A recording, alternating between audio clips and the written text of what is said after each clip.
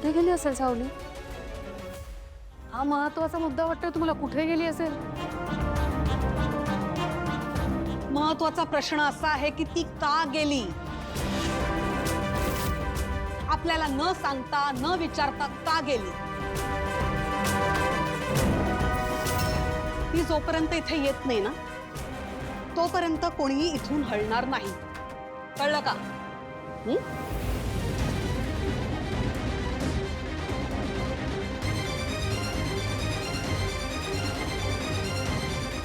मला तिच्याविषयी जी शंका होती त्या शंकेचं निरसन आज होणार आहे याची खात्री आहे मला। येऊ दे तिला।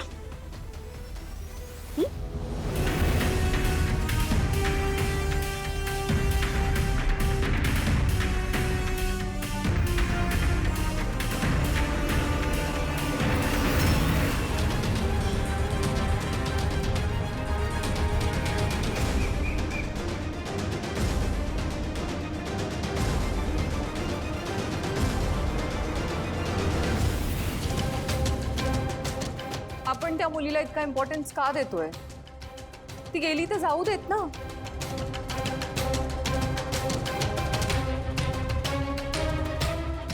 तसंही ती मूर्ख मुलगी आपल्याला या घरात नकोच आहे। नाही, तुझं म्हणणं अगदी बरोबर आहे ऐश्वर्या, पण मला असं वाटतं की आपली मर्जी चालायला पाहिजे, तिची नाही। म्हणजे ती कुठे गेलीये, कुणाबरोबर आहे, कशासाठी गेलीये, कुणाशी काय बोलते, आपल्याबद्दल कुणाला काय माहिती देतेय, हे सगळं मला माहित असणं गरजेचं आहे। कारण या घरात तिला कोणी आणलं? जगन्नाथने, बरोबर ना? तेव्हा त्या दोघांचं मिळून काय कारस्थान चालू आहे, तिचा इथे येण्यामागचा हेतू काय आहे, हे मला सगळं कळायलाच हवं।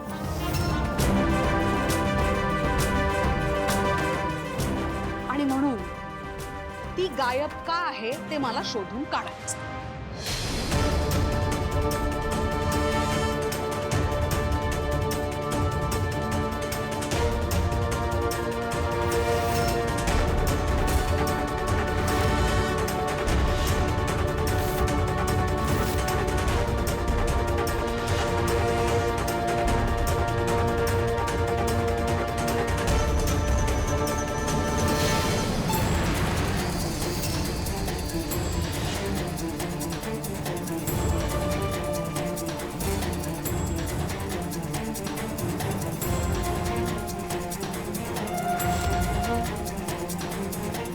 काय ग, कुठे गायब झाली होतीस?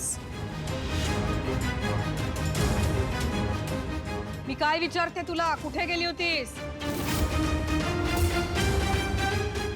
सावली, कुठे गेली होतीस? फोन पण उचलत नव्हतीस। आम्हाला किती काळजी वाटत होती तुझी। सावली,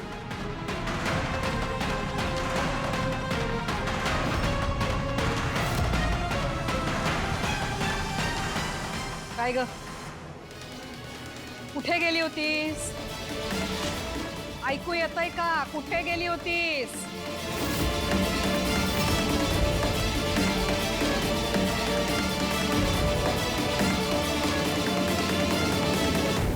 काय विचारतायत सगळे, कुठे गेली होतीस?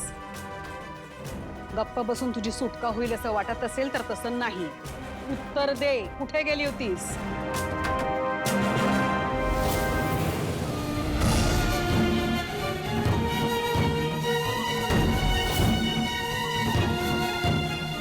ते मी कोणाला सांगू शकत नाही की मी जगन्नाथजींना भेटायला गेले होते, पण मग सांगू तरी काय? ऐकू येतंय का तुला? कुठे गेली होतीस तू? आणि खरं खरं सांगा, खोटं बोलायचं नाही।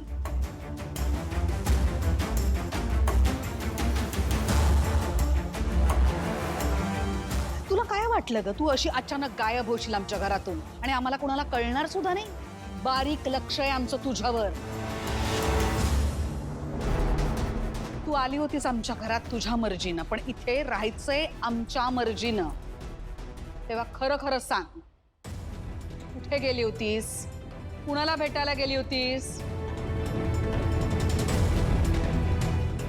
ही तोंड फिरवायची नाटकं माझ्याकडे करायची नाही का? इथे बघ, माझ्याकडे बघ.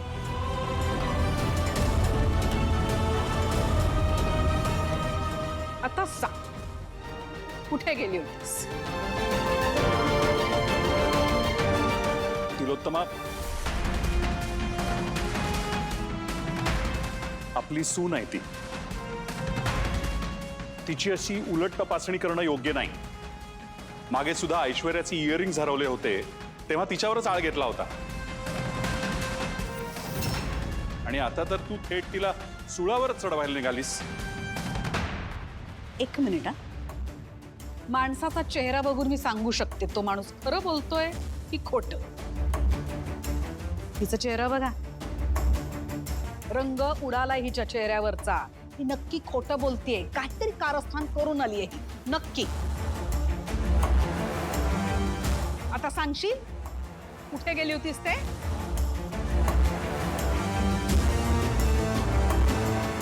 जगन्नाथच्या घरी गेली होती ती.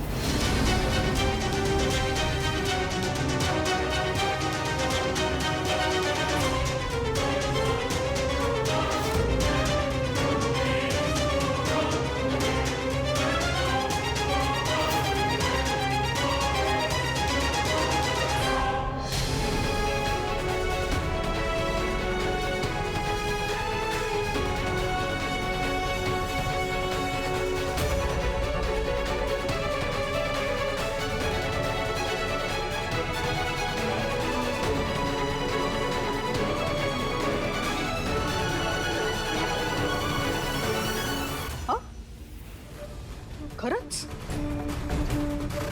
वाटलंच होतं मला. कुठे गेली होती तुमची सून?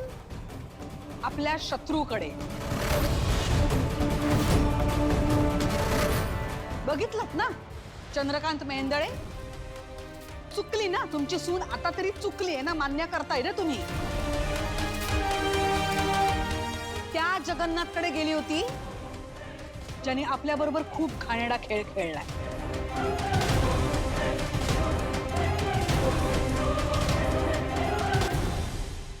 तो जगन्नाथ जो आपलं आयुष्य उद्ध्वस्त करण्यासाठी स्वतःच्या जीवाचा रान करतोय, त्याच्याकडे तुमची सून गेली होती पाहुणचाराला. हो ना ग? मला एक सांगा ना, जर तुम्हाला तुमच्या सासरच्यांच्या विरोधात जाऊन तुमच्या माहेरच्यांसाठी काहीतरी करण्याची वेळ आली तेव्हा तुम्ही काय कराल? माझ्याकडे बघ.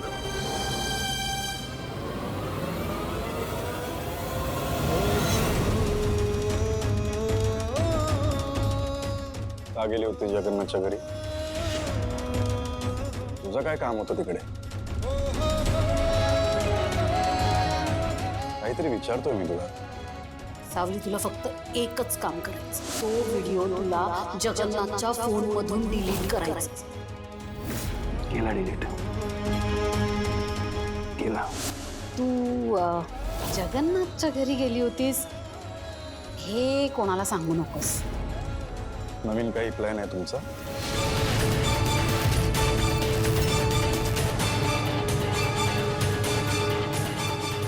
काय चाललंय त्याच्या डोक्यात नवीन? त्या कुटुंबाला जेवढा आधी त्रास दिलाय तेवढ्याने पोट भरलं नाही वाटतं त्याचं.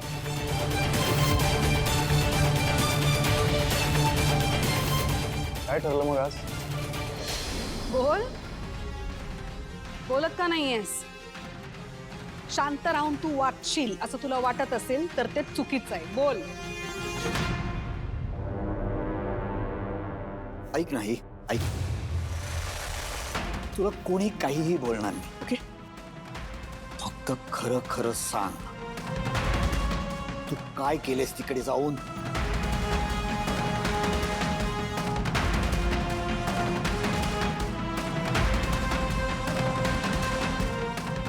आपण तिला इतकी रिक्वेस्ट का करतोय? ती जगन्नाथकडे का गेलेली हे तिला सांगावंच लागेल. बोल ग.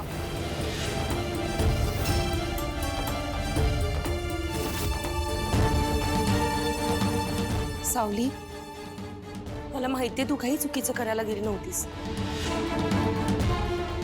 ज्यासाठी गेली होतीस ते प्लीज सांग ना.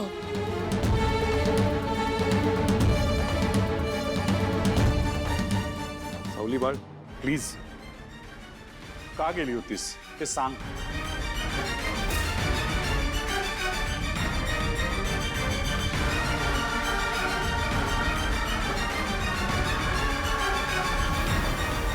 मी जी गोष्ट आयुष्यभर कोणालाही सांगणार नाही असा शब्द भैरवी माईंना दिलाय, तो शब्द मी पाळलाच पाहिजे.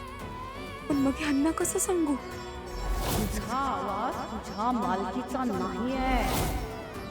माझ्या परवानगीशिवाय तू कुठेही गाणार नाहीयेस, असं वचन दिलंयस तू मला. मी शब्द देते, मी माझा आवाज तुमच्याकडे घाण ठेवते. आई, पोलिसांना बोलवू आपण. कर पोलिसांना फोन कर. बोलवतो पोलिसांना.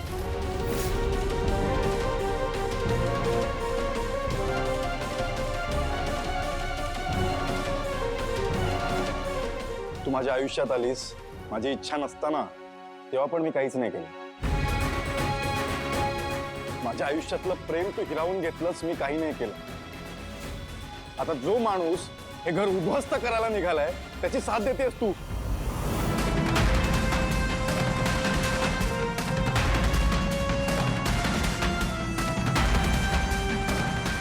खरं खरं सांग, अस्मी कुठे?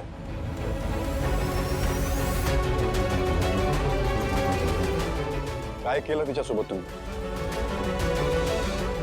सावली, मी काहीतरी विचारतो. खरंच पोलिसांना फोन कर ना. सांगते.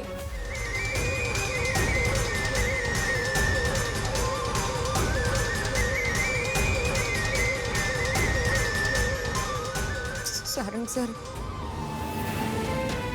तुम्हाला वाटतंय तसं मी कोणत्याच कारस्थानात सामील नाही. मी आधी नव्हते. मी जगन्नाथजींच्या घरी यासाठी गेले होते कारण त्याचं कारण मी तुम्हाला नाही सांगू शकत.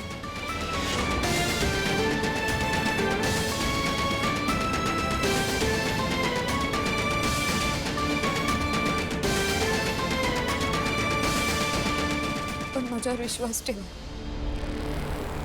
मी या घराशी पहिल्या दिवसापासून प्रामाणिक होते आहे आणि माझ्या शेवटच्या श्वासापर्यंत राहील. कारण माझ्या आई वडिलांचे संस्कारच तसे आहेत माझ्यावर. माझं सासर म्हणजे माझ्यासाठी माझं मंदिर आहे. पण तुमच्या कोणत्याही प्रश्नांची उत्तरं आता माझ्याकडे नाहीत.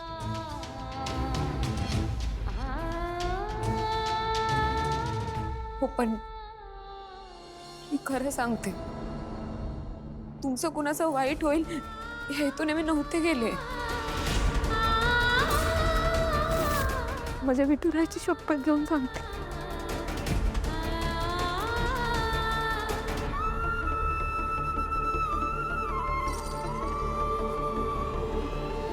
छान. देवाचं नाव घ्यायचं आणि खोटं बोलत सुटायचं. हा, छान. तिलोत्तमा, एक मिनिट.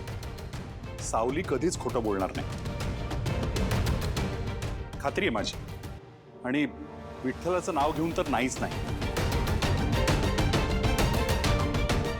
तिची काहीतरी अडचण असेल ज्यामुळे ती आपल्याला काहीच सांगू शकत नाही. होय, माझं आणि सावलीचं बोलणं झालंय जाण्यापूर्वी. सारंग, माझा खरंच विश्वास आहे तिच्यावर. माझा विश्वास नाहीये वहिनी, खरंच नाही.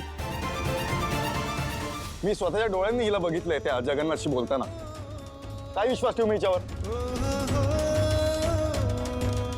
बघ, याआधी ना तुझ्यात आणि माझ्यात कुठलंच नातं नव्हतं, पण माणुसकी म्हणून मी बोलायचो तुझ्याशी.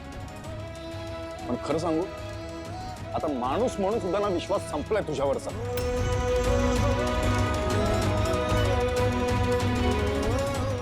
आजपासून तुझ्यातला आणि माझ्यातला संबंध संपलाय.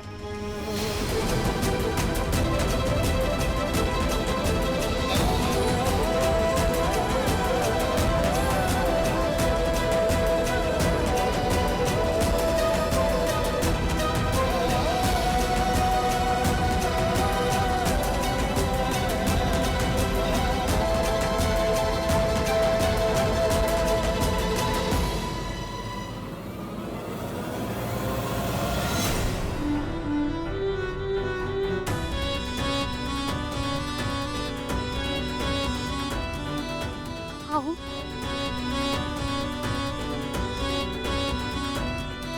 सोहम, बबलू,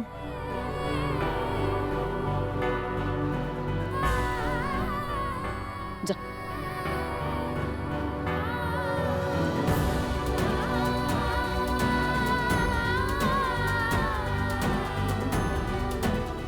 सावली,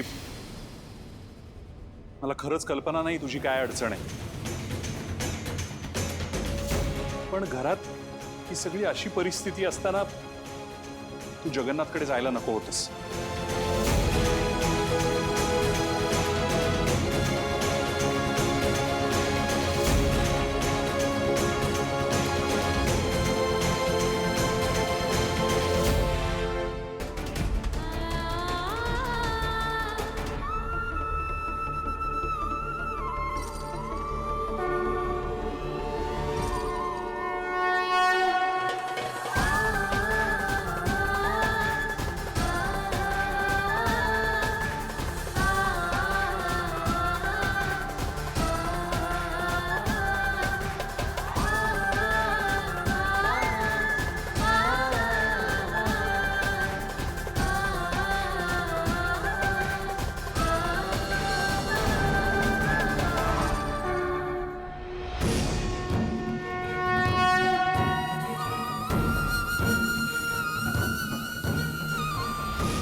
विठ्ठला,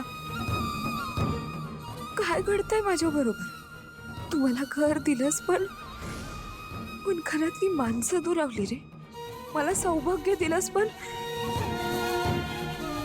त्यांचं प्रेम काढून घेतलंस. माझ्या नशिबात फक्त आणि फक्त रखरखीत ऊनच दिसतंय. तुझ्या सावलीला कधी सुखाची सावली मिळेल का रे?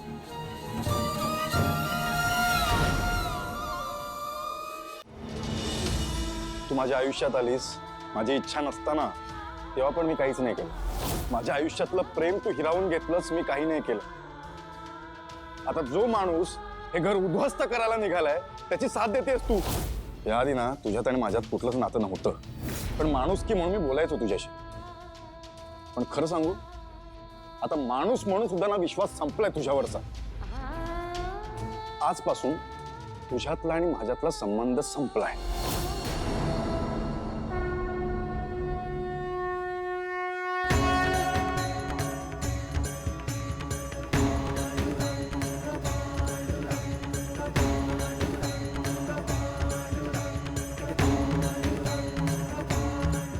विठ्ठला, मला माहिती आहे आजपर्यंत माझं आयुष्य तूच चालवत आलायस. माझं हसणं, माझं रडणं सगळं तुझ्याच हातात आहे. आता माझ्या आयुष्यात जे काय घडतंय ना त्याला तू साक्षीदार आहेस. पण मला खात्री आहे तू मला नक्की न्याय देशील.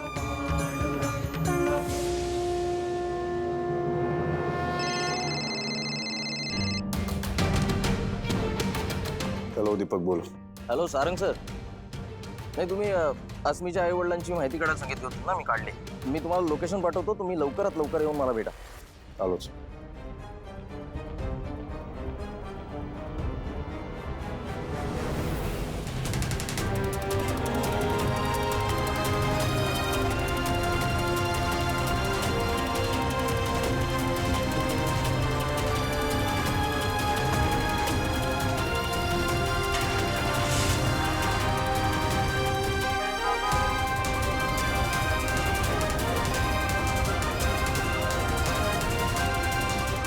सारंग सर एवढ्या रात्री कुठे निघून गेले?